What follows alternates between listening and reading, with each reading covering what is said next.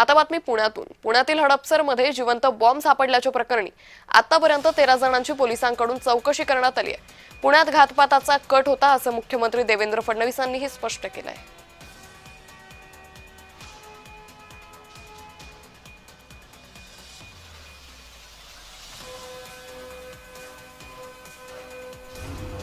यामध्ये पुढचे ते आमचे बॉम्ब डिस्पोजल स्क्वॉड आणि पोलीस पथकला ज्यावेळी हे माहिती मिळाली त्यांनी हे इमिजिएटली हे आयडीला इमिजिएटली ते आयडीला त्यांनी ग्लायडिंग सेंटरचे एक ओपन ठिकाण आहे तिथे घेऊन जाऊन त्यांना योग्य पद्धतीने डिफ्यूज केला आणि अत्यंत त्यांनी एक चांगली कामगिरी बीडीडीएस टीमने केली होती।